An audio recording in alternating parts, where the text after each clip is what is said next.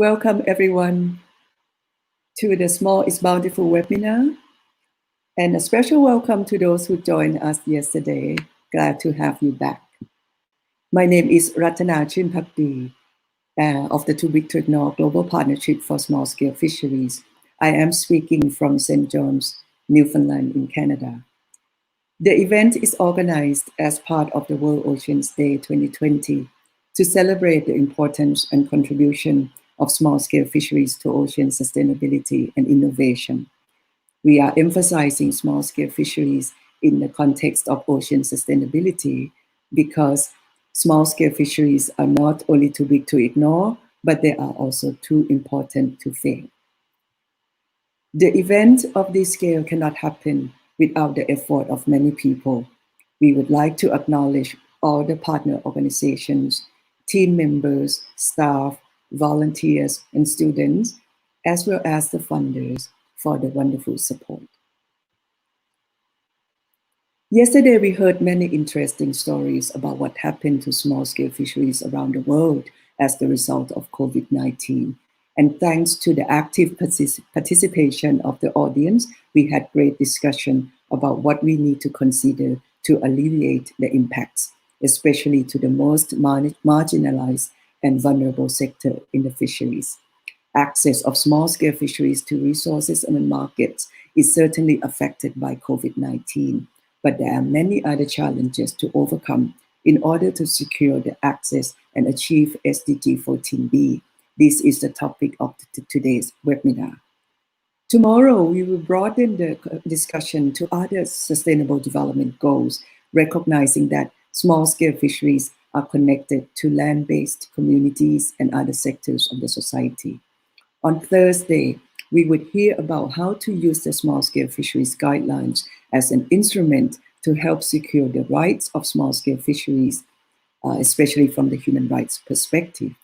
Then on Friday, we would talk about blue justice and the need to consider social justice and equity for small-scale fisheries in sustainable ocean development. A question already came up yesterday with a lot of discussion about injustice and inequity to small-scale fishing people during this COVID-19. We would continue the discussion on Friday and also on June 8th. June 8th is a big day for us because it's a World Oceans Day and we want to celebrate small-scale fisheries around the world as part of that. The day will begin with a panel discussion about small-scale fisheries in Australia and the Pacific Island, followed by a panel session about the situation in South and Southeast Asia, particularly related to COVID-19 and other risks and vulnerability that the people are facing. Then we'll move to Africa to hear the diverse voices from the continent about how small-scale fisheries are doing over there. The next 5 sessions on June 8th will be on the same topics that of the webinar this week. But this time the sessions will be organized as panel discussion to focus on innovation and opportunities for small-scale fisheries as we move forward, especially in the post-COVID world. The last 2 sessions on June 8th would focus on the situation in small-scale fisheries in the Gulf and the Caribbean and in Latin America. The last session will be in Spanish and Portuguese. We hope that you will join us during this week-long program and contribute your idea about how we can work together to support and promote sustainable small-scale fisheries and situate them more centrally in the discussion about ocean sustainability. Your contribution will be part of the recommendations that we'll put together for the planning of the next Ocean Conference and for the preparation of the International Year of Artisanal Fisheries and Aquaculture in 2022. Bienvenidos a webinar Lo Pequeño es Abundante. La sesión va a ser en inglés, pero puede seguirlo en español haciendo clic en el enlace de Google Doc. Usted también puede hacer preguntas en español en el chat y nosotros lo traduciremos por usted. So it is a great pleasure for us today to be having a set of speakers to talk about Leave No One Behind. So I would introduce to you our moderator for today.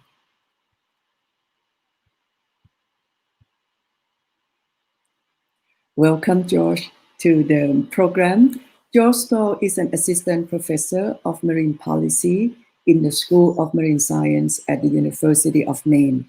He's been doing research on coastal community resilience, seafood distribution, ocean governance, and fisheries policy.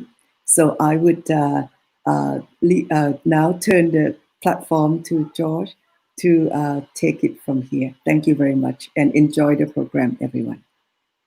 Thank you so much. I appreciate that welcome. Good morning, good afternoon, good evening. Let me also welcome you all to our second day of this webinar series, Small is Bountiful. As Ratana mentioned, my name is Joshua Stoll and I'm faculty at the University of Maine. I will be co-moderating this session with my colleague Niaz Dori, who is the coordinating director of the North American Marine Alliance and the National Family Farm Coalition. The focus of today's session is on Target 14B of the Sustainable Development Goals, providing small-scale artisanal fishers with access to marine resources and markets.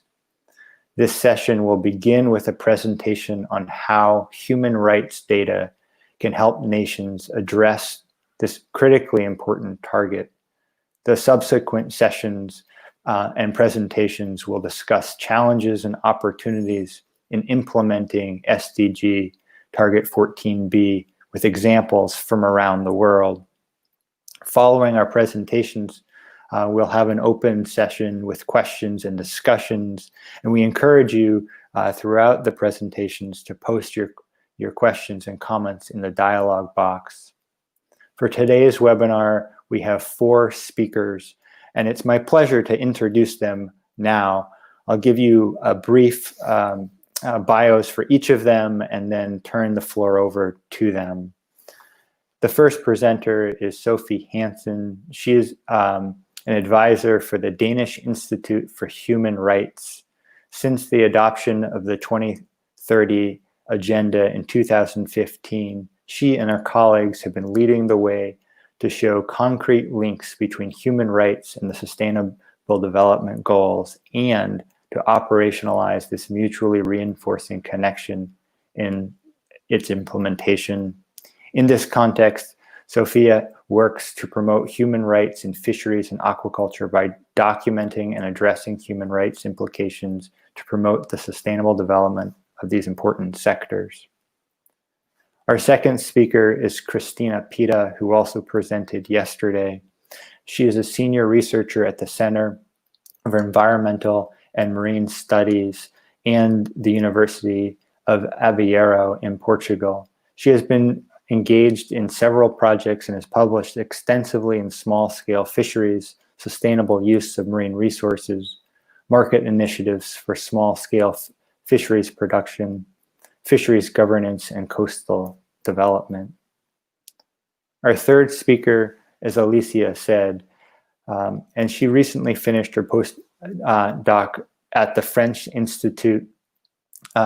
Research Institute for Exploration of the Sea, and is now the fisheries director within the Ministry for Agriculture, Fisheries, and Animal Rights for Malta. She has worked on fisheries governance issues, taking an interdisciplinary approach to investigate and inform fisheries legislative and policy mechanisms implemented at various governance levels. She's conducted research in fishing communities in the Mediterranean, in the French Caribbean, focusing on implementation of various policy tools, including social planning, quotas, marine protected areas, as well as the Sustainable Development Goals in the context of small-scale fisheries. And our last speaker is Joe Zelazny, and he works for the Food and Agricultural Organization of the United Nations as a fisheries officer, and he's been in that role since 2016. Prior to joining FAO, he held positions in the public, nonprofit, and private sector. His experience includes a graduate fellowship with the U.S. Coast Guard District 13 Commercial Fishing Vessel Safety Program. Joe has also managed the Pew Charitable Trust, working on ending illegal fishing for 5 years, and owned and operated a commercial fishing business in Kodiak, Alaska. I'm thrilled to have the opportunity to co-moderate this session, and with that, I will turn it over to Sophia.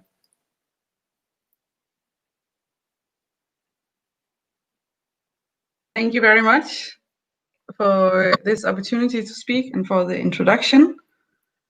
I believe my screen should be shared and ready. Can that be confirmed?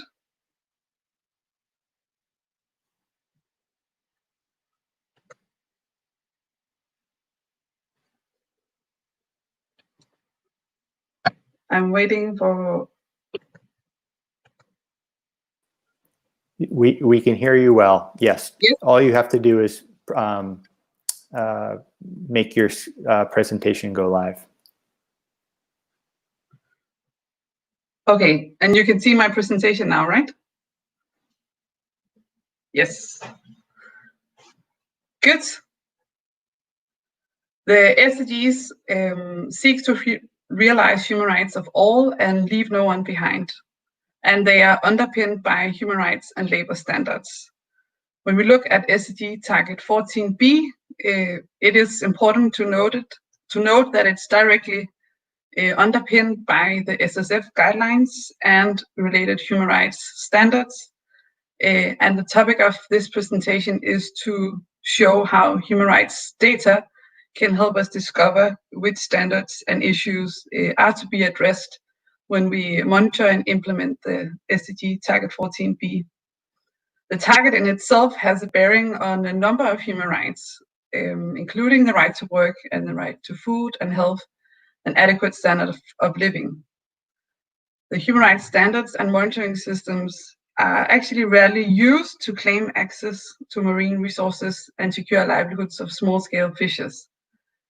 At the Danish Institute for Human Rights, we work to address this, and one of the important elements in our work is to show how human rights data can be used in SDG monitoring and implementation for Target 14B, which is the topic of my presentation today. So just a brief background on the monitoring systems we have. Are you seeing my next slide?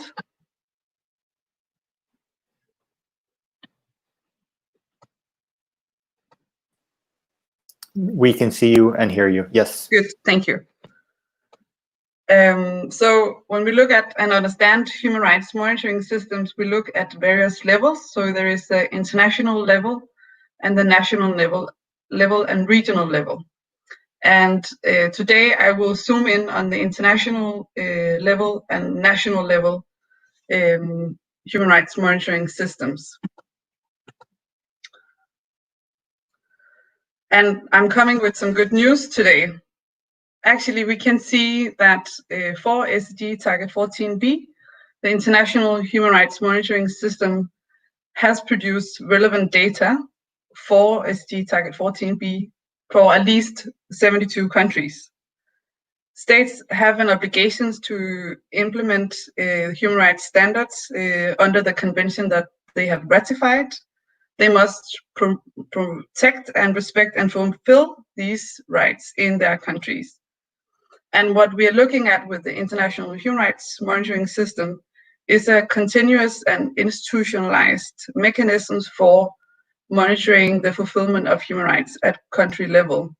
This includes activities such as state reporting and regular examinations, country visits, special investigations, and examinations of complaints.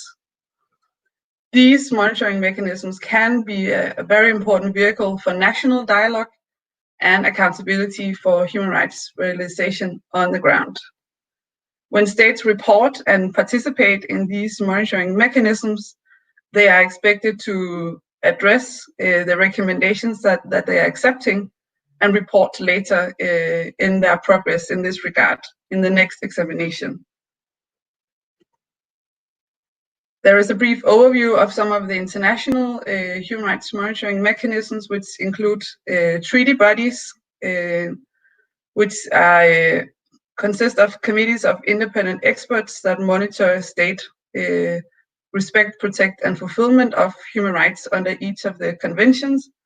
This includes a broad range of civil political rights and economic, social, and cultural rights, as well as specific categories of persons. And here we have women, migrant workers, children, and persons with disability. The UPR process is a unique peer review mechanism under the Human Rights Council, in which provide periodic reviews of countries in their human rights records. We have special procedures that have a thematic or country-specific mandate to examine specific human rights, and the international supervisory system of the ILO, which monitor labor standards. It's worth noticing that these international human rights monitoring mechanisms some of them have complaint procedures. So this allows them to consider complaints of communications from individual small-scale fishers could use these complaint procedures in the context of ensuring implementation of Target 14b in a very direct way. Here are some examples of the human rights data that we have collected from the international human rights system. For example, we have the UN Special Rapporteur on the Right to Food, which recommended Indonesia to enhance the protection of access of small-scale fisher folk, men, women, and their families, and coastal communities to water resources, and integrate a human rights-based approach to laws related to fisheries and fisheries management. We have a recommendation to Madagascar from the UN Special Rapporteur on the Right to a Healthy Environment, which recommended Madagascar to, among other things, ensure that to provide set-aside zones for traditional fishers that protects their customary rights. We have a recommendation from the Human Rights Committee to South Africa to ensure that small-scale fishers are not discriminated against in their traditional means of subsistence. In all, we have a number of recommendations. These are just a few examples. We also have recommendations that are addressing indigenous peoples' access to marine resources. We have from the Committee on Economic, Social, and Cultural Rights new and interesting recommendations for Senegal to ensure meaningful and effective participation of fishers concerned in the negotiation of fisheries agreements, and to strengthen means of controlling overfishing, including with assistance and cooperation of international communities where necessary. And a final example is the Committee on Racial Discrimination, which also touches upon the rights of indigenous peoples, that recommended Norway to review its fisheries legislation and ensure the recognition of Sami fishing rights. One other point on the national human rights monitoring system, here we have an actor such as the National Human Rights Institution, which is playing a crucial role in the national human rights monitoring system. Currently, we have NHRIs in 124 countries, and my question to you is, do you know your National Human Rights Commission or institution? They have a mandate to promote and protect human rights, including the rights of small-scale fishers. And here is an example of relevant NHRI work linked to SDG Target 14b. So this is from Malaysia, where we have a report from the Commission in Malaysia saying that following an outreach program to local communities, the Commission received a complaint from a local fisheries organization regarding an upcoming big national project that would entail building of 3 man-made islands. So the local fishing community is concerned that the development will have negative impact on their human rights due to the environmental challenges and the likely loss of access to marine resources.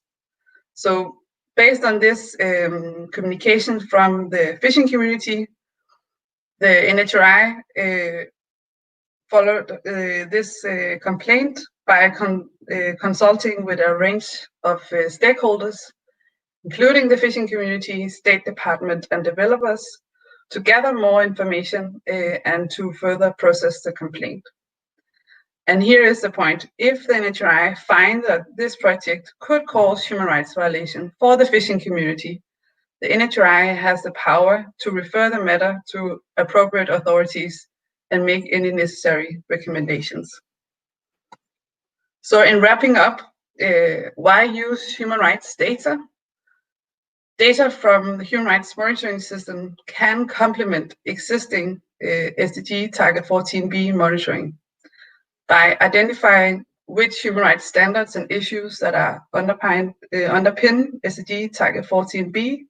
In this presentation, we've been talking about the right to an adequate standard of living, discrimination, and rights of indigenous peoples as some of the issues coming out from the human rights data.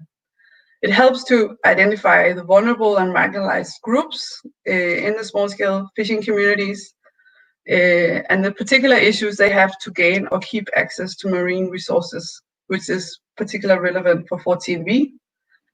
Human rights data also helps identify gaps, barriers, and root causes that hinders effective implementation of the target. And also, very importantly, it shows the importance of the small-scale fisheries sector for the fulfillment of economic, social, and cultural rights and other SDGs. For instance, the SDGs on poverty, food security, health, gender, decent work, and equality. This is my final slide. If you want to go dig and find some of the human rights data, the gold, there are here some references to databases where you can directly find the observations and recommendations from the international level monitoring. The last point, the SDG Human Rights Data Explorer, is a database that the Danish Institute for Human Rights has developed, where we link the human rights data to specific SDG targets and goals to really underpin and show the convergence between human rights standards and the SDGs, and then the recommendations from the international monitoring system.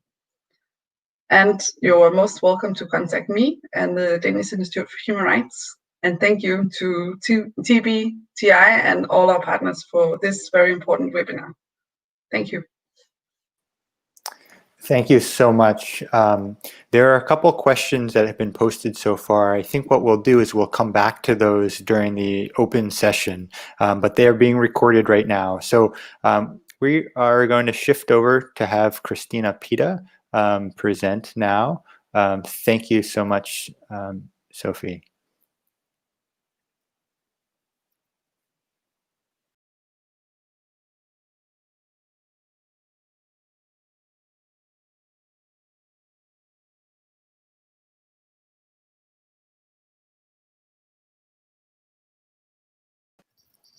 Christina, we can't hear you. Sorry, can you hear me now? Can you hear me now? Yes, we can. Hello? We can hear you.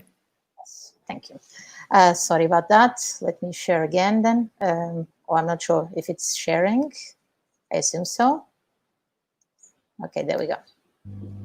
Hello, everyone. I will be talking about small-scale fisheries and the current market issues, including the COVID-19 pandemic. Small-scale fisheries are crucial to nutrition, food security, sustainable livelihoods, and well-being worldwide, as they employ around 90% of the people engaged in fisheries worldwide. That's over 36 million people, with hundreds of millions more engaged indirectly, many in post-harvest processing and marketing. With formal and informal fisheries market chains contributing to the livelihoods of hundreds of millions of people, many of which are women. Small-scale fisheries in developed nations are mostly dependent on domestic high-end markets. Many of their counterparts in developing nations are dependent on exports to the largest seafood markets worldwide, which are basically to China, the European Union, Japan, and the US. However, small-scale fisheries face strong competition for market share with products from large-scale fisheries, aquaculture, and even recreational fisheries sold illegally in many locations. This competition resulted in many small-scale fishers providing markets with fresh, high-end quality seafood, the so-called luxury seafood, which is highly dependent in HoReCa channels. The current disrupted supply chains and declining demand is hitting the small-scale fishery sector heavily. Fisheries and supply chains of fresh fish have been hit hard by the unprecedented lockdowns caused by the COVID-19 pandemic. The restrictive measures against the pandemic, though necessary, are especially damaging for the small-scale fishery sector. We are conducting a global survey, a global survey to investigate the impact of the COVID-19 pandemic on small-scale fisheries worldwide. Basically, we are interviewing representatives of small-scale fisheries organizations. So far, we have collected information from representatives of 158 organizations in 21 countries, and we are still collecting more information. The preliminary analysis of the information we already collected shows that the main impacts of the COVID-19 pandemic were a decrease in demand and prices, with reported losses of 20 to 100% in revenue. The high value seafood especially hit, and some of these are reporting crashes of 100% in revenue. We've also been observing in most countries a shift on target to lower value species, which are being sold locally, and many fishermen are reporting to just go out to fish small quantities to feed their families because they can't sell, or they can sell very little. There's also a loss of the usual local, regional, national customers. Due to the closure, mostly due to the closure of HoReCa channels, and also to the lack of transportation to take the seafood to some of the cities. The loss of markets due to the absence of tourists in many locations is also a problem. And the loss of international markets due to the closure of international and due to the general closures, which also led to a closure of international distribution and commercialization companies, and is affecting the distribution of seafood worldwide. And I don't know why I can't move, sorry. Not everything is negative. Some measures are actually coming up as quite adaptive measures. We asked them also, what are they doing to adapt to face the COVID-19 crisis? And direct selling to consumers has been a successful solution to many fishers, with 48% of all the fishers reporting it as one of the adaptation measures they have undertaken and implemented, or are in the process of implementing, to face the crisis. The only measure that was more adopted than direct selling was actually applying for financial aid, with 59% of representatives of organizations reporting that they have applied for financial aid. Then is direct selling. There is an increase in online selling. Fish box schemes won more clients. Some organizations are selling on Facebook. Some organizations have started selling door-to-door that didn't used to do this before. Some fishers actually involved in these kind of schemes are reporting the strongest sales they've ever had while in this kind of schemes. These shortened value chains are not a novelty. They include community-supported fisheries, direct sale, online selling, fish box and basket schemes, and they seem to be a good strategy to deal with this type of market shock. This map is the result of several years of collecting information on initiatives, to alternative market initiatives for small-scale fisheries. And as you can see in the blue dots represent the shortened value chains. As you can see, there is a lot of them out there and quite distributed, mainly in the Northern Hemisphere. These shortened value chains, they do face some challenges. They used to have, they have some difficulties that traditionally. Several report difficulties accessing appropriate consumers. Maybe this is less of a problem now with the COVID-19 pandemic. Some reported that problems related to consumers' preferences for seafood. It's a challenge pointed, for instance, by those involved in the online selling, but saying that consumers prefer, they don't really like whole unprocessed fish, so they prefer a fillet in some nations, and that is a problem for them to sell their product. They also have challenged keeping supply consistent, as these are small-scale fisheries, and many times they can't go out fishing due to bad weather, for instance.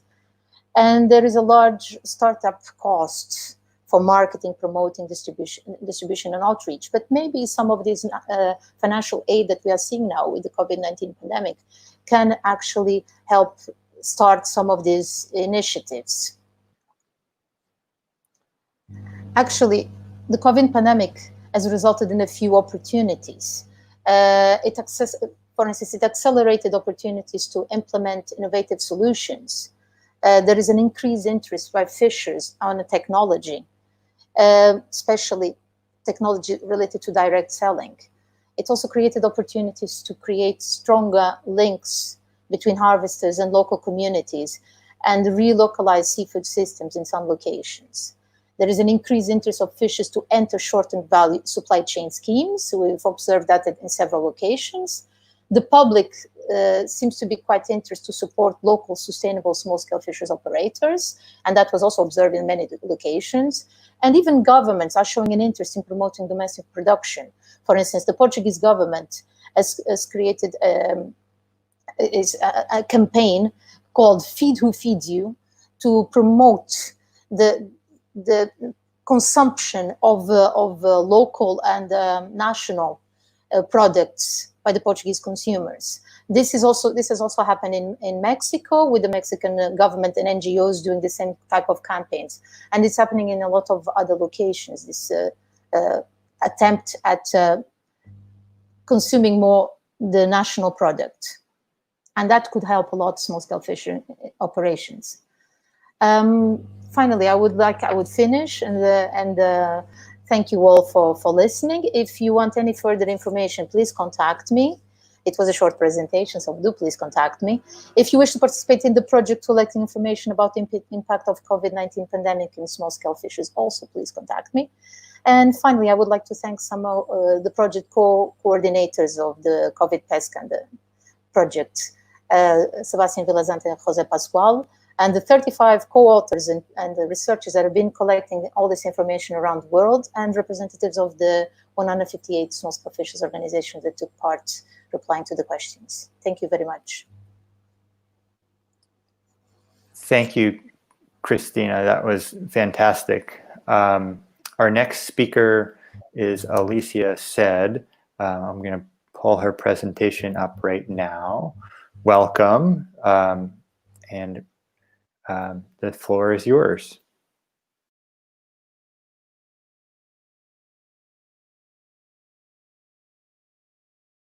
And just as a quick note, just to make sure you unmute yourself.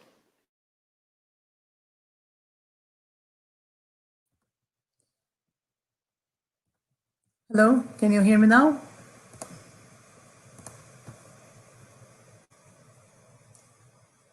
Okay.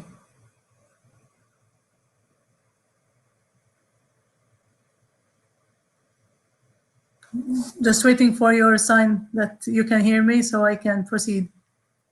We can hear you. Thank you. Thank you. Thanks so much for coordinating, Joshua, this session very proficiently. Thanks to TBTI for putting this amazing set of webinars for this week, and of course for the partner organizations who made this possible. Today I'm going to present our recent publication, basically, which is on small-scale fishing opportunities in the context of the European Union. It is a joint effort by a number of colleagues who I would like to thank from here, and also the Coast Action on Ocean Governance, which provided the baseline for this research, basically. So in this article, we are looking at understanding whether the Common Fisheries Policy, which is basically the legislative mechanism of the European Union for fisheries governance, whether it is sufficient to act as the catalyst for SDG 14B within the European Union context. And to do this, basically, we focused on 4 member states, which are Portugal, Denmark, Malta, and Canary Islands in Spain. And we kind of deciphered the issues of access. What do we mean by access, and how is it being implemented within the different member states? So we started by looking at the policy backdrop. So what do we have in the Common Fisheries Policy that could be utilized to implement SDG 14B? So Article 2 of the Common Fisheries Policy states that the CFP shall provide to a fair standard of living to those who depend on fishing activities, coastal fisheries, and socio-economic aspects. And it shall promote coastal fishing activities taking into account socio-economic aspects. On the other hand, Article 17, which is the legislative mechanism that provides the access criteria for fishing opportunities, that is the distribution of quotas, states that member states shall use transparent and objective criteria, including economic, social, environmental, social, and economic. And also that member states shall endeavor to provide incentives to fishing vessels deploying selective fishing gear or techniques with reduced environmental impact. So basically, one can argue that this policy backdrop provides the basis for SDG 14B to be implemented. That is, to provide access to small-scale fishers to marine resources. However, to really understand how we're trying to do this, we kind of had a number of scoping questions to understand what countries focus on when implementing Article 17. Is it economic growth? Is it social sustainability? Is it ecological stability? And how is Article 17 being used to improve the access and for small-scale fisheries and improve their competitiveness? Or whether Article 17 is widening the net of distribution, so is quota being distributed across various sectors within the small-scale sector? And also how the previous institutional paths, so to say, so previous allocation system, have kind of preconditioned the way forward in terms of distributing resources to small-scale fisheries. How has, for example, privatization affected the distribution? And so we kind of try to understand whether access and progress in small-scale fisheries are related, whether they are related or separated.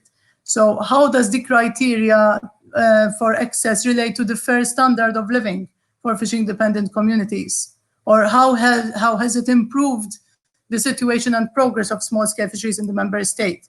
And then we provided kind of recommendations for governance transformations within the same article of how we can connect access to progress within this realm. So basically, to understand access and how it's being implemented, we conceptualized the theory of access by Ribot and Peluso to understand the access to knowledge, the access to authority, the access to power, and understand how these kind of threads and webs of power are conditioning other forms of access to the resources. So we looked at, for example, management measures. How How are they defining the distribution mechanisms? How do market regulations affect one's access to quota? How does capital ownership or access to capital determine one's ability to buy quota or to benefit from fishing opportunities? We also looked at ownership patterns of quota, so the tendency of privatization and concentration, and also the effects of the grandfathering technique, which means that the quota is based on historical records. We also looked at the role of fisheries representatives, fisheries associations. So what is the role of the fishing associations and producers organizations in assigning quotas at the sector level? How representative are fisheries associations in this regard? What is the perspective for common good within these fishing organizations? And also patterns of exclusion. So what are the financial entry barriers, for example, for the younger generation who cannot have historical records, because probably when the quotas were introduced, they were not even born, for example, because these have been in place for over 20 years. So we have looked at the kind of various issues that might be conditioning access and which we might need to look beyond what the legislation can provide. So basically the findings showed that Article 17 of the CFP has not been sufficient to ensure access, so cannot be relied as it is for SDG 14B to achieve on the ground. And this is mostly because Article 17 is heavily interrelated with a number of access determining factors. So as I said, access to authority, who knows who, okay, who has the power to decide how the quota allocation system is being done, and these sort of things. Apart from that, we also found out that even though at the national level decision-making was well-intentioned, there were kind of tacit matters that were not catered for. For example, after the allocation is done, there were kind of gaps that allowed the market to take over and condition the price that the fisheries get and the benefit they accrue from the quota. So we kind of decipher the access to the benefit also, rather than just the access to the fishing opportunities. And based on this, we kind of argued that maybe for Article 17 to make more change and bring more transformative action within EU member states is to draw more on the voluntary guidelines of the Food and Agriculture Organization for sustainable and secure small-scale fisheries. As it provides a more human rights-based approach, as Sophie was mentioning earlier today, for the allocation for small-scale fisheries.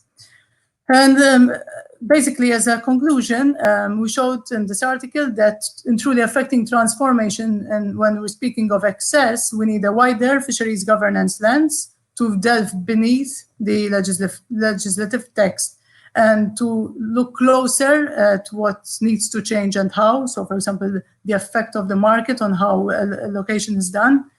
Of course, it also provides novel knowledge on the theory of access and contributes to the perennial questions of social justice. Okay, we have social criteria within Article 17. However, there are no, for example, sufficient indicators of how we can implement allocation based on social justice criteria, because of course social sustainability in itself does not mean social justice. And of course, we also spoke about potential governance transformations which are needed and through which channels they could be affected to enhance access for small-scale fisheries in line with SDG 14B. That's all from my end, and thank you very much for having me during today's conversation. Thank you so much. That was a wonderful presentation. Our fourth and final speaker is Joe Zelazny. I'm going to bring him up here right now.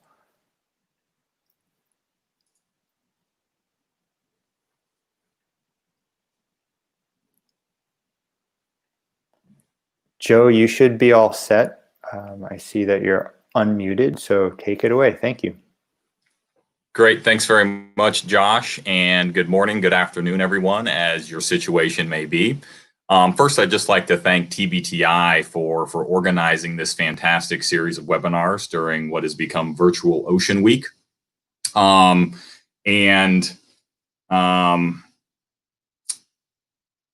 So today I'm going to talk about two fisheries that have made considerable efforts to put SDG 14.B into action.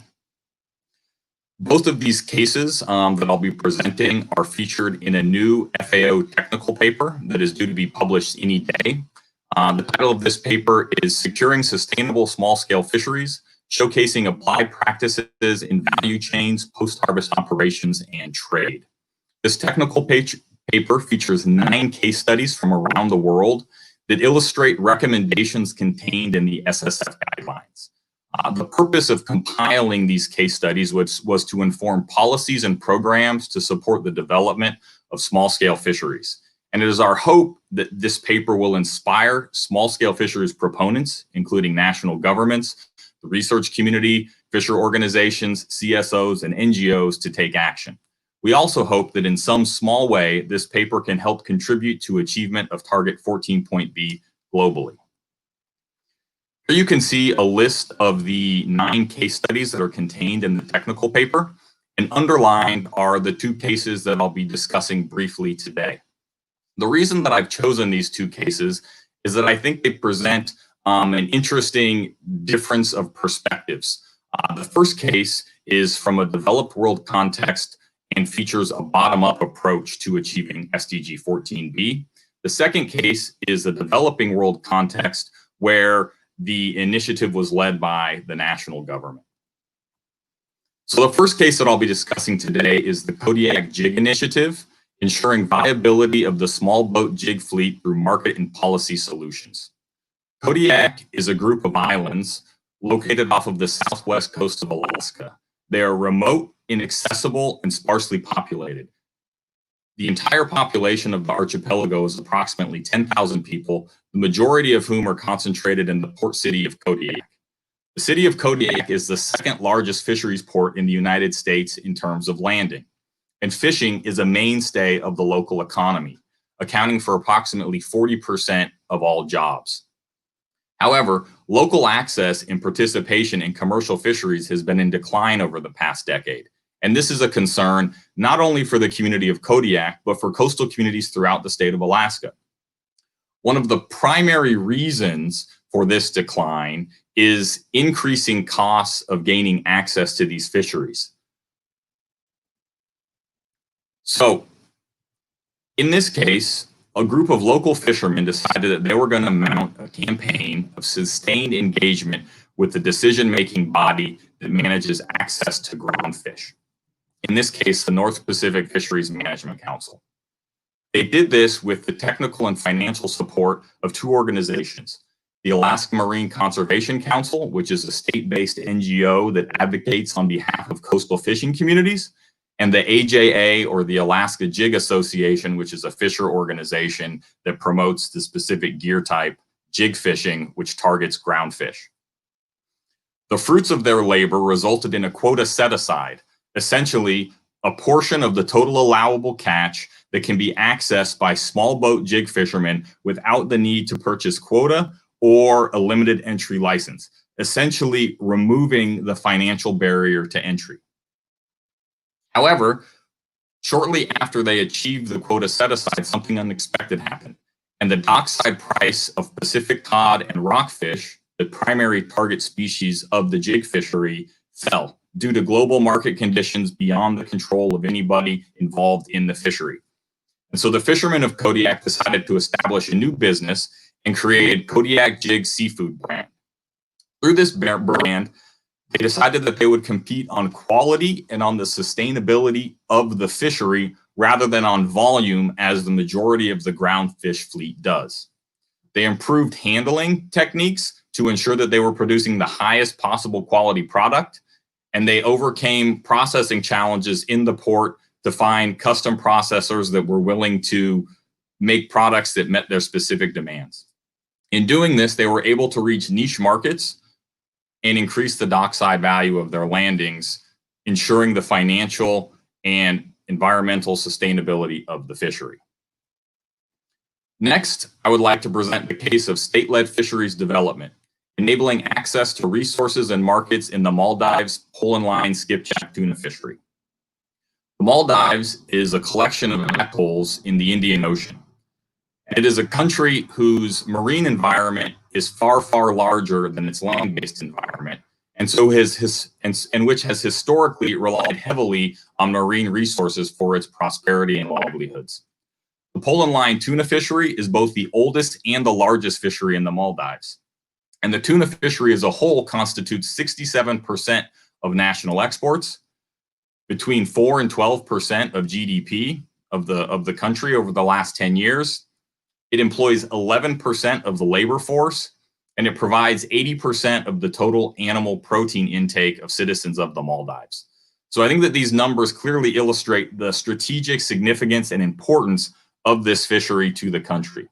With that in mind, the government of the Maldives has undertaken a number of initiatives over the years to ensure that national citizens can benefit equitably along the entire value chain, while at the same time engaging in an export-based fishery to support the national economy. Some of the things that they've done to ensure national citizens can benefit is to reserve access to tuna fishing grounds for domestic vessels, and that these vessels have to carry domestic crews. They've also supported the catching sector by modernizing the fleet to ensure that it's operating both sustainably and in a way that allows it to compete with other larger, more efficient fleets around the world, and by supporting the development of a local processing sector, both to provide local jobs, but also to ensure that a significant portion of tuna caught in the Maldives is processed in the Maldives and available to local citizens, because as we've already noted, it is a cornerstone of the national diet.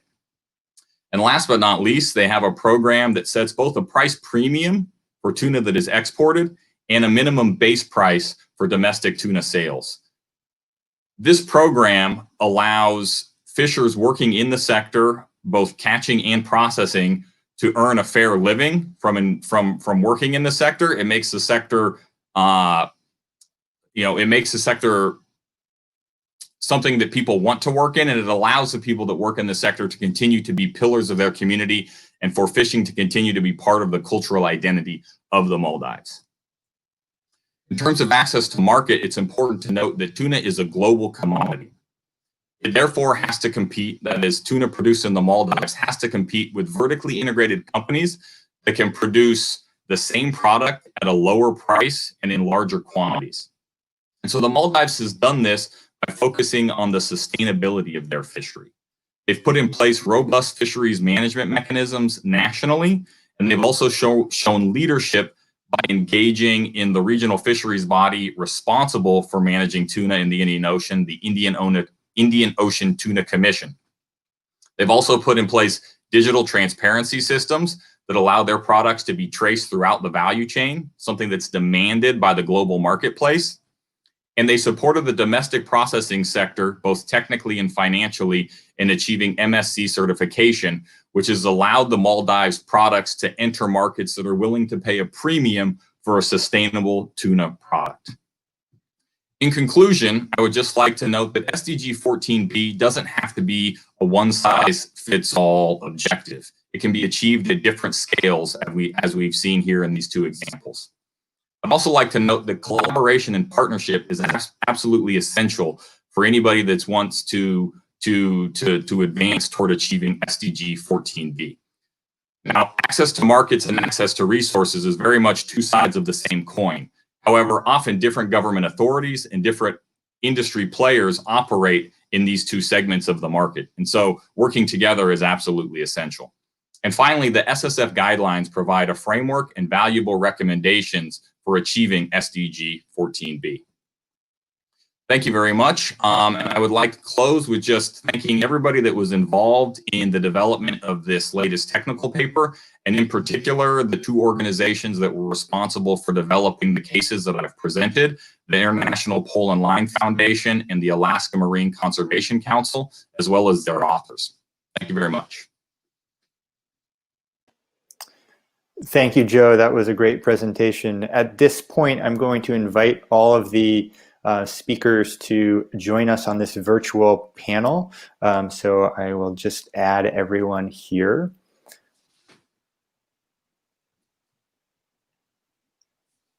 Okay. So we have a series of questions that have been posed by panelists, by the audience so far. I want to get to those in a moment, but I also want to acknowledge that we have over 100 people who have tuned in to this session, which is really quite extraordinary. And I want to acknowledge that many of you likely have experience and resources and examples of where you or colleagues have been working to address Target 14B, and would challenge you to post in the question box examples or resources from the places where you are to highlight examples of success, but also challenges too. So hopefully we could capture some of those ideas through this dialogue. I want to get to some of these specific questions that have happened so far, but thought I could pose sort of a broader question to the panel first, and that relates to the intersection between Target 14B and the ongoing COVID pandemic, and was wondering if you could comment on where you see windows of opportunity and or emerging challenges that relate to access and markets for small scale fishers. And I know some of that was addressed, but would welcome your thoughts on that.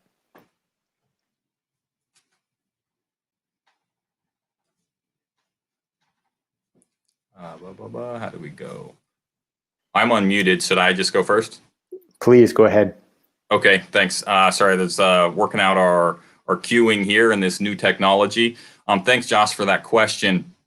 I think in terms of access to resources, based on everything that I've seen so far, COVID hasn't had the type of impact that it has in access to markets. And that's because access to resources, particularly in developed fisheries where there is a regime for assigning allocation and access, those things take time and years and meetings to process and sort of evolve. And so I haven't seen or heard of any examples where that's been totally turned on its head by COVID. However, access to markets is a completely different story. And Christina provided some excellent examples, but we've seen supply chains turned on their head. Many products that rely on excess cargo hold capacity in passenger jets no longer have access to that capacity because passenger jets aren't flying to a large degree. And in some cases, we've seen fishing communities turn to hyper-local outlets for their products. You know, they're no longer feeding into these national and global supply chains, but they're looking for ways to sell the product locally because that's, in some cases, the only outlet that they have.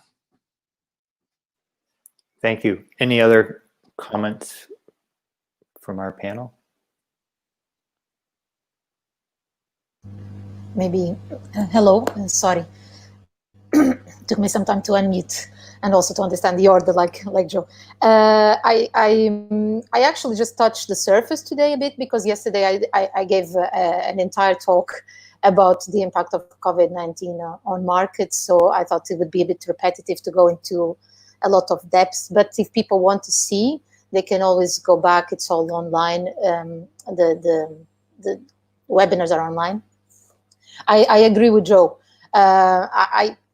We've been asking people, and definitely access to resources doesn't come as a problem. There's shift to certain species that the local market is more interested in, which is also cheaper.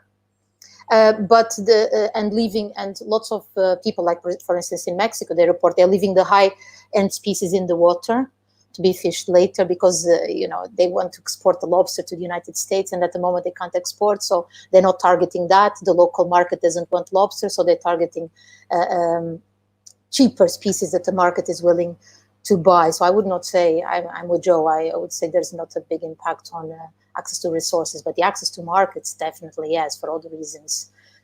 Lack of tourists, which is a problem definitely in most European countries that have taken part in the report, in the Caribbean. Yesterday, a colleague also presented about Africa, and that's a big problem as well. In these tourist areas, a lack of tourists. Lots of the value chains do sell sell high-end products to the major seafood markets. And as Joe mentioned, the transportation, that's a big problem, the lack of transportation. So yes, a big impact on access to markets, low impact on access to resources, I would say, so far. Thank you. Alicia or Sophia, would either of you like to comment?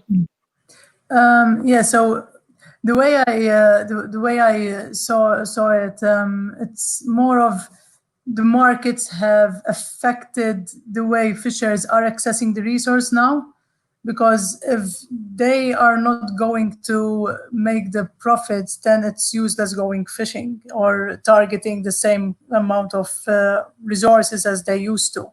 But I think as Joe and Christina already highlighted, and especially in Christina's presentation, I think COVID-19 has opened up also new research questions that we might need to focus on. So what other markets are small-scale fishers able to diversify into that they might have not seen before?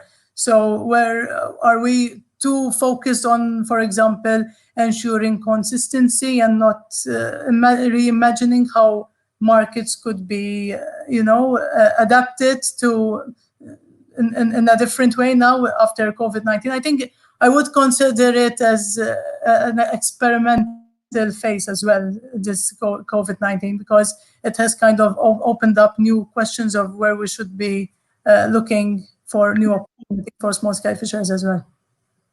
Thank you. Yes, and to comment on this question from the human rights angle, in general, we look at, from a human rights perspective, who are the most vulnerable and marginalized. And I think what we've seen in the lockdown periods, that there are a lot of people have heard reports from Africa, South Africa and Kenya, where a lot of people that are depending and working in small-scale fisheries in the informal sector are being hit by and have to change their survival strategies. They might have obligations to visit families and other things in the rural areas. They might not feel safe to continue in the same manner in their fishing activities. The role of women in the markets has also been highlighted yesterday. So definitely there are a lot of groups that are feeling that their livelihood situation has changed. Stress in terms of being able to provide the support to the families and the communities. And I think from my side, I'm seeing that SDG target 14B is extremely important to underpin the livelihoods of so many communities. And when that is challenged, the states need to be able to then respond to the small-scale fishing communities with social protection, responding to the right of small-scale fishers to social security, which can include relief packages and other targeted support for small-scale fishers to keep on having an adequate livelihood. So I think there are definitely issues there that we need to be able to identify in terms of the most vulnerable and marginalized groups. Thank you. This question, I think, is for you, Sophie. This somebody asks, is Colombia in the 72 countries that have provided data and received feedback so far? This is in reference to, I believe, your presentation. Yes, and thank you very much for that question. Yes, we have one recommendation to Colombia given by the Committee on Elimination of Racial Discrimination from 2016, where the committee is concerned of the impact of projects involving natural resource exploitation. And they are particularly concerned with the rights of indigenous peoples and Afro-Colombians, and saying that these projects could negatively impact on the right to a healthy environment and also the traditional forms of subsistence and exploration of land and resources, including fisheries. So yes, Colombia is there with one recommendation. Thank you. This next question may also be for you. I'm going to try to paraphrase it a little bit, and perhaps others may want to weigh in as well. But this is a question about if a company does kind of something negative to the environment that has a detrimental effect on fisheries that small-scale operators depend on. Is that considered within sort of the human rights monitoring? And then there's a follow-up question to that around whether, if the government or laws don't address those issues, what can be done? So the issue that is being described definitely is concerning the right to a healthy environment. So it's definitely a human rights issue, and you can look into some of the work from the Special Rapporteur on the right to environment. On the question on how issues of small-scale fisheries makes it into the national or international monitoring system, that's a really interesting and important question that I think we need much more conversations about, because it does require a string of actions. It doesn't just appear there automatically. The first that it requires is a documentation. It can be by a civil society organization of the issue in the local community. And in that documentation, that references are made to the human rights norms and standards. And with that documentation, that can be shared in the international examinations, for instance, under the UN. It can be shared with special rapporteurs when they are coming to countries. They are asking civil society to report on any concerns and issues. It can also be shared with the National Human Rights Commission, and they can ask the Commission to investigate further. So in order for it to feature in the international monitoring frameworks, it needs some legwork, and for civil society organizations, small-scale fisheries organizations, it could also be human rights organizations that we would that we're trying to reach out to with this initiative to make them understand and work and address the human rights issues of small-scale fisheries. So yeah, there are different ways and mechanisms, both nationally and internationally, where the information needs to be fed into examinations. And the legal framework, that's the standard way. So when a committee reviews this issue, they would also see whether the rights, whether how the national legislation, for instance, on the environment, is addressing this issue, and often recommendations from the international system is directing towards the legislation and policy level. So it's definitely part of the recommendations and scopes. Yeah. We have another question here. This is specific to Alicia. In your presentation, you referenced something called a grandfathering technique. There's a question here asking you if you would elaborate on that.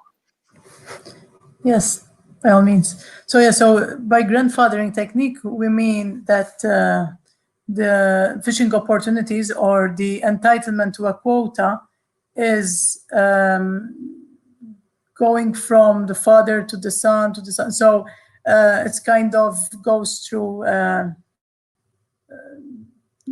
the family. So if my grandfather, for example, has quota, then I'm entitled to quota just because this was in the family. But someone else who does not have a quota, or his grandfather did not have a quota, then he's not entitled. This is what the grandfathering technique means. It's an issue here because it kind of restricts the younger generations who would like to join the fishing fleets or to buy fishing quotas, and they have kind of entry barriers because of the high prices attached to quotas, as we have seen in the 4 case studies we presented in this article. I hope this clarifies the question put by the audience. Thank you. Thank you. Can I just add, there is some work that has been done from the Human Rights Committee on Iceland, where this is one of the ways that quotas is regulated. And the question in the committee was if this practice is in line with human rights, or if this practice is actually discriminatory. Does this provide all small-scale fishers and treat them equal, or does it discriminate? So from a human rights perspective, there is a question, at least, to be further discussed and seen if this is actually a potential human rights violation, this type of regulation.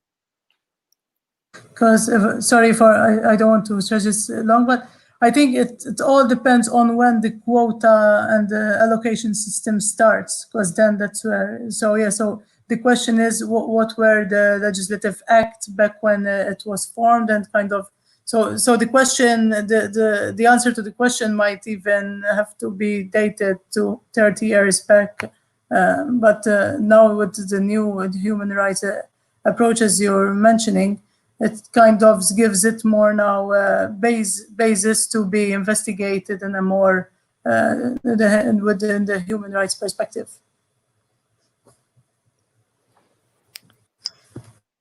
We also have a question here. Joe, this is related to your presentation and the example on the Maldives. The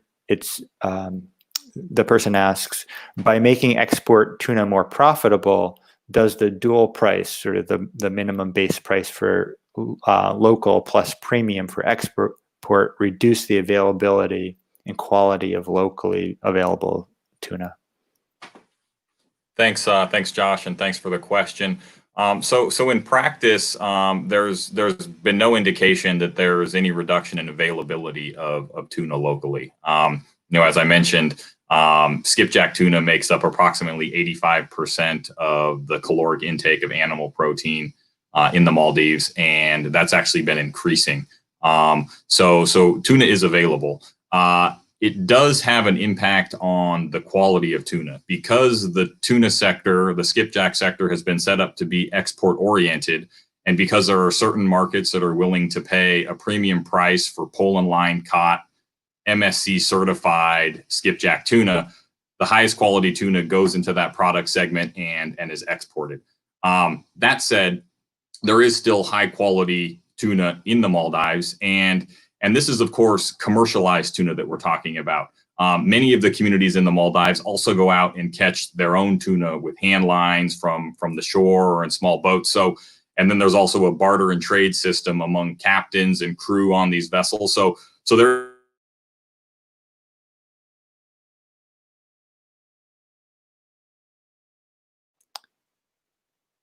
Joe, I think we lost you for a second.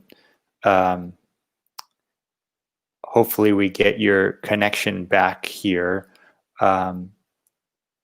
If that doesn't happen, oh, it looks like you're back, Joe. I'm back. Sorry about that. Looks like we had a little connection hiccup.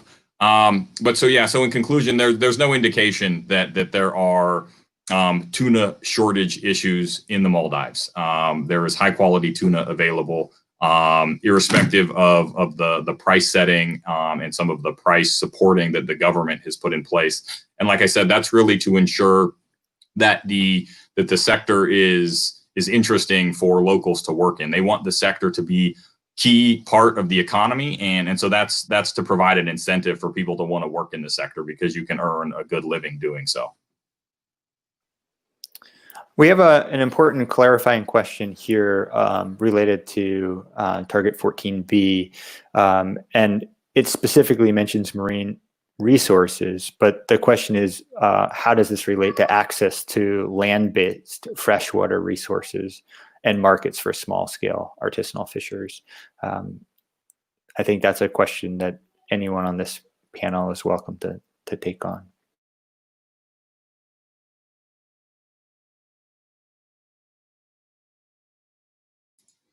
I'm sorry to jump right back in since I just spoke, but so that's correct. That's a correct observation. I would agree that the way that the text of Target 14B has been drafted seems to be exclusive of other types of resources. However, I'd also like to note that FAO is the custodian of SDG Indicator 14.B.1, and that's the process by which the UN system is tracking progress to implement all of the SDG targets.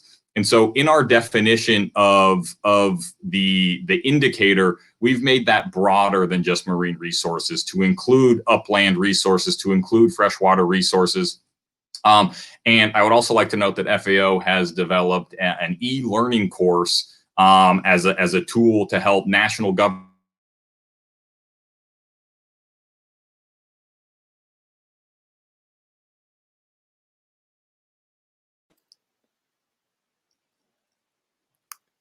We'll give Joe another moment to let his technology catch up with him. It did it again. It's killing me. The FAO has developed an e-learning as a tool to help national governments and other stakeholders implement SDG 14.B. And so I'm going to share that through the chat, a link to that e-learning, and thank you. Thank you, Joe. We have a really interesting question here around the definition and the classification of what we mean by small-scale fisheries. So somebody points out and raises the question about to what extent can tuna fishing be classified as small-scale. And so I was wondering if anyone wants to comment on the interplay between sort of classifications of the term small-scale as it relates back to SDG 14B.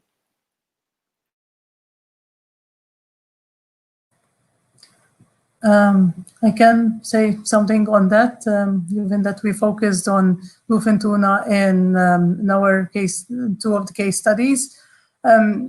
So basically, I mean, we need to live from the point that small-scale fisheries as a definition, except for the FAO definition, which is quite specific. There is no yet agreed international definition which is institutionalized in the laws of every country and member state.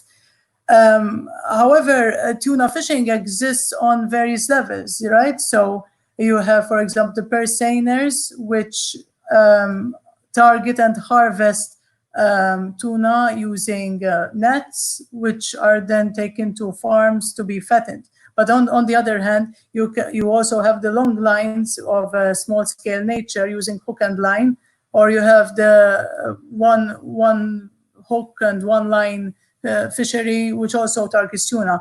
So I think you cannot exclusive tuna into one segment or into one fishery. I mean, a closer look, for example, at the ICAT statistics or other tuna RFMOs can indicate where the largest chunk of harvests happen in terms of tuna, to kind of understand which segment targets most tuna, and whether it's large scale or small scale, rather than trying to classify tuna whether being a small scale or a large scale fishing activity, because it happens across the scale of different fish types. I hope this clarifies the question. We have a couple more questions here, and I want to make sure that we give each of the panelists a moment to offer concluding remarks. So I'm going to try to merge this question and ask each of you to take a moment to reflect on it. And the question and the sort of combined questions relate to building economic resilience, and then also dealing with, coping with, and adapting to climate change. And so the combined question that I guess I would pose to this group is how in this moment of pandemic and changing climate, how do we build economic resilience for small scale fishers? And then to what extent are things like pandemics and climate change being considered within the context of Target 14B?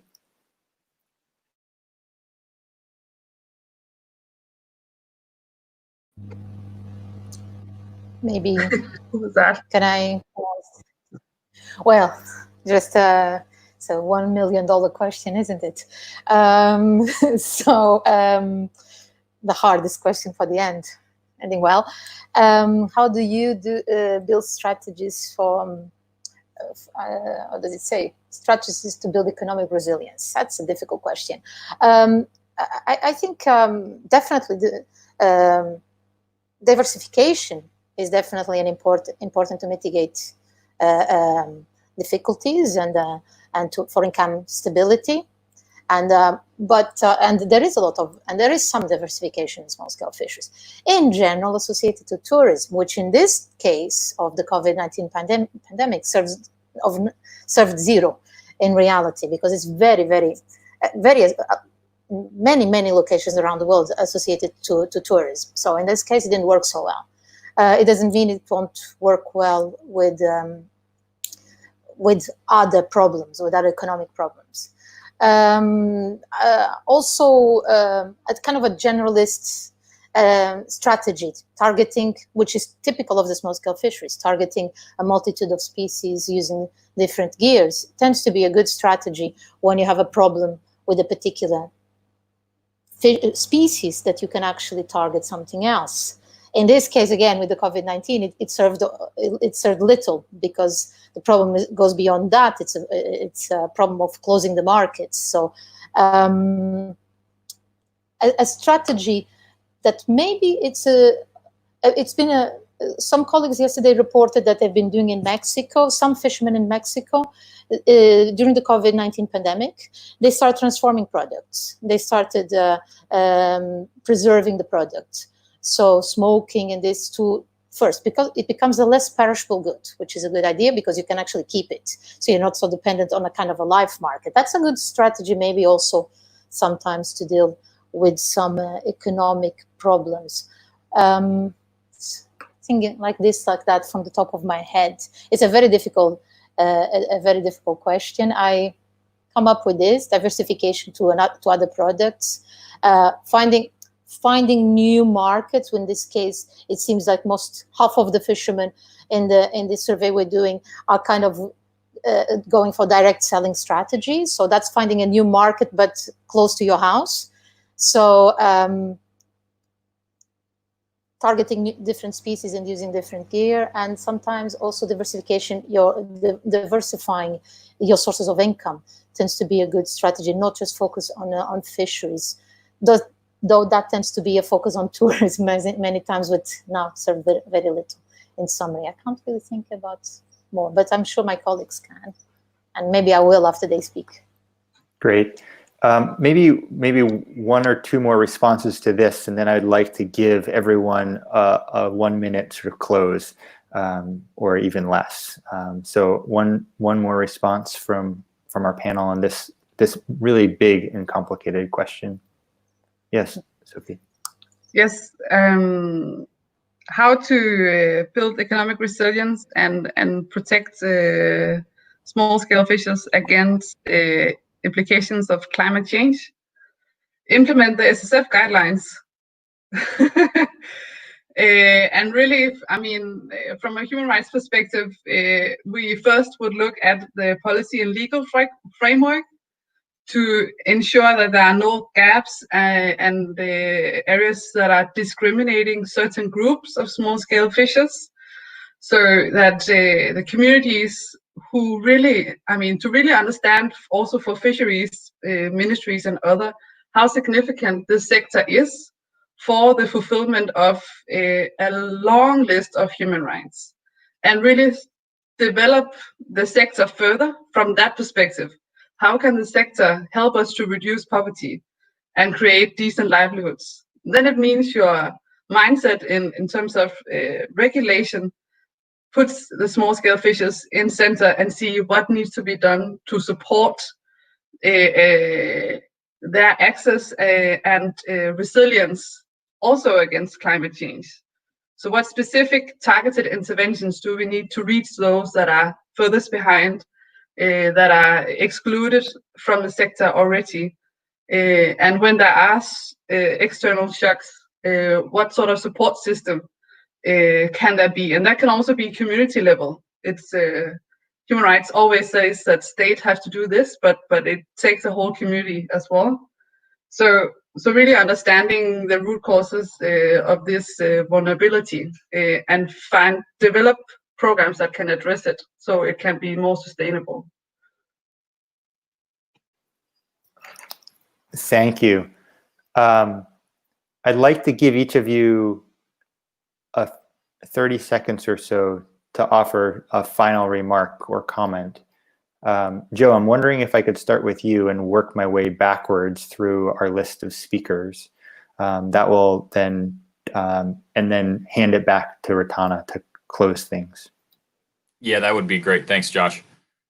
So just some final thoughts to leave the group with is, despite their vital role and contribution to food security and nutrition, poverty eradication, equitable development, and sustainable resource utilization, small-scale fisheries continue to be marginalized. This imbalance is directly addressed by the 2030 Agenda for Sustainable Development, and in particular, Target 14.B. Businesses, governments, and other stakeholders should support the sector and the benefits that can be derived from using the SDGs as a framework for a more holistic approach to ensure that small-scale fisheries and the communities that they are part of continue to thrive. Thank you. Thank you so much. Alicia. Hi. So, yeah, I'm not going to add much to what Joe nicely put together. I think we need to focus more our research on access issues, given that SDG 14B has put a commitment on governments. It has also put a commitment on us, researchers, to kind of investigate more the concept to inform policy and the best ways to implement them in different contexts at various levels. Thank you so much for coordinating, Joshua, and I look forward to the next sessions in this week. Thank you. Christina. Hello. Adding to Josh and Alicia, I think we need to be careful for this pandemic to not worsen the already unequal access to resources and markets, because there is a strong possibility of making it even worse. There were also some opportunities that came out of this pandemic. We do see innovative solutions appearing, an interest of fishers in innovative solutions and in using technology, which is good. There's also an opportunity to make the links between the harvesters and the community stronger, and relocalize, maybe in some locations, relocalize the seafood system, and that's what I would add to the previous speakers. And thank you very much for having me, and I look forward for the rest of the week. Thank you. Sophie, last but not least, the final word is yours. Thank you. I would just like to extend an invitation for everyone to look at the human rights data, but also consider that you can also produce human rights data yourself. There are already existing human rights monitoring tools and methodologies out there, and important national collaborations with human rights organizations or national human rights institutions in your own country to try and document this, and also really consider the COVID situation now. Yeah, thank you. Well, thank you so much. This has been a really productive, interesting conversation, really excellent presentations. I want to acknowledge the good work that Niaz Dori has done as my co-moderator behind the scenes, keeping us on track. Thank you for your work. With that, I will turn it back to Ratana to close our session and point us towards the rest of the week. So thank you very much. Thank you so much, Josh, and everybody. That was so well done and very interesting discussion and a conversation.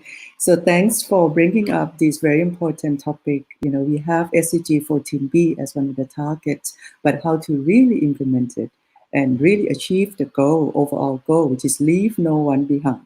This is the title of the session. It's not going to be easy, but you really have provided us with a lot of good examples and a lot of food for thought. So we will continue to have this conversation on June 8th when we return to the panel discussion on the same topic. So thank you, everyone. And thank you so much, Josh. Thank you very much. Yeah, all right. So I just have a few things to say, and I would just wanted to thank all the audience. You again have been wonderful in participating, and we really appreciate that. So before you go, you would see in the chat box again a link to the survey. So it would be great if you wouldn't mind completing that so that we know who you are. And just a reminder, all these videos are already posted on your YouTube, the one from yesterday, and you can also view the one today later on.